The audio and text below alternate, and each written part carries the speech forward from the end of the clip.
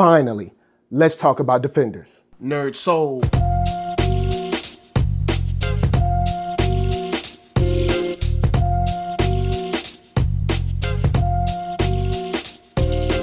Late Ill Kid at OneYoungsta holding it down, bringing that street geek and nerd soul. What is up, my people? Today, we got another special episode of On Screen. We're going to be running down Defenders on a Netflix binge all night, and we're starting off with episode 1. So, this is how we're going to do it. I'm going to go through some of my favorite parts of the episode, break down what I really liked, and at the end of all of these episodes, we're going to do a big wrap-up of the whole season. So, starting with episode 1, I like how they opened up with Iron Fist. Here's why. Because I think they knew that Iron Fist was probably one of their lower points of production when it comes to the television shows that they've been bringing through Netflix. And I think that they needed a way to kind of bring him back in the fold and sort of make us care about him. It helped. He was better than he was in any of the other fight scenes. And I also like the fact that we found that he's been kind of like hunting down the Hand, because I think that's something that after, the way his show ended, he kind of needed to do that. Now, on Jessica, when we meet her, it's kind of sad to see that she's sort of in the same place that she was in her first show. And this is why. It seems like everyone has had a certain particular level of character growth. But it seems like Jessica Jones, they're not moving her character. She seems to be the same person she was when we last met her. And the reason I kind of got on that is because this show or this episode did a very good job of showing us that life moves on, that time moves on, that these people and these events have happened, but people still got to go to work tomorrow. The kids still going to school, the bus is still running, all of that stuff still has to happen. Life still moves. Another thing I really like is to see Luke Cage show up with a particular soundtrack around him. We see him once getting out of jail with Mos Def playing Sunshine, and then we see him again on the bus on the way home with some D'Angelo. Shouts out to Richmond.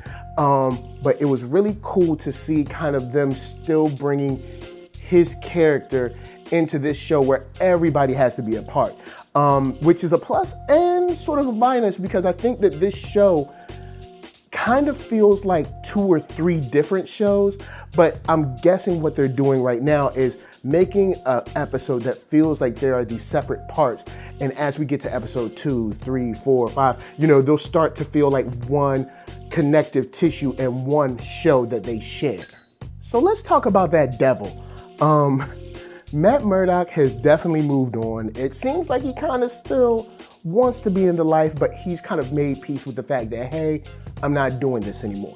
After Daredevil season 2, he's won a little bit, but he's lost a lot, and maybe he's just better being in the courtroom. And the courtroom is when he shines in this, because he actually ends up getting a settlement, or they win a lawsuit for like $11 million. But the special thing about this is that we hear him kind of drop some knowledge on this young kid who has probably been disabled due to this lawsuit.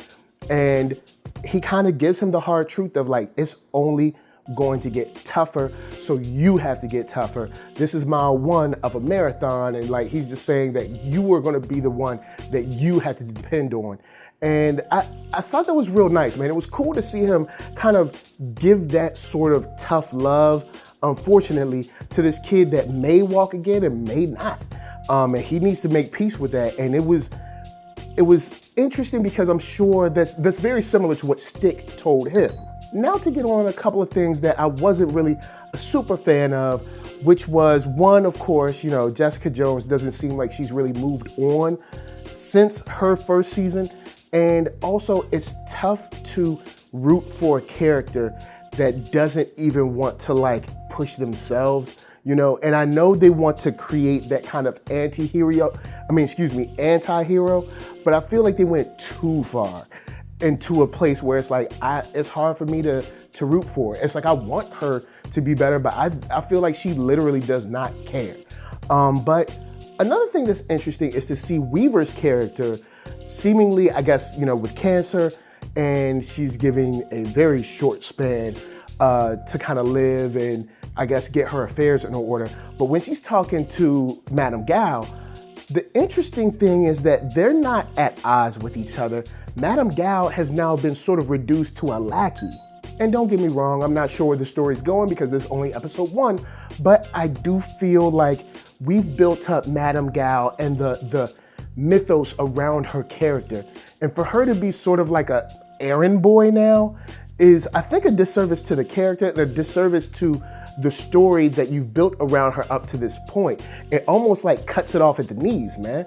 But I'm interested to see where it goes and how they progress this, especially when you have scenes like, Matt Murdock with the confession, you have like the nightmares from Iron Fist. I'm very interested to see where this goes. So as a pilot episode, this was a lot of setup, and they put enough in there to make me want to see more. It would have been great to see maybe another fight scene, but of course I know they got a lot more story to tell. So guys, holla at me, I'ma holla at you. Down in them comments, let me know what you thought about episode 1, the premiere of Defenders. It's here now, we're finally watching it. I'm having a good time. I'm very interested to see what they're gonna bring us because they set us up. So now, let's get to it. So before I bounce, I gotta tell you guys to hit up NERDSoul.com. That's right, check me out right there. All my shows from the oldest, newest, latest, greatest, and all of that. Then hit up shop.NERDSoul.com and pick yourself up a t-shirt, player, and don't forget to get one for them playettes. Then come back here, like, comment, subscribe, and share that Nerd Soul. That's right, there's no better way that I can tell people that you like what you are watching. And shout outs go to LA, what up, VA, what up, RVA, you got my heart. And please, be good to yourself. Be good to each other. And if you gotta defend, you gotta defend. Peace.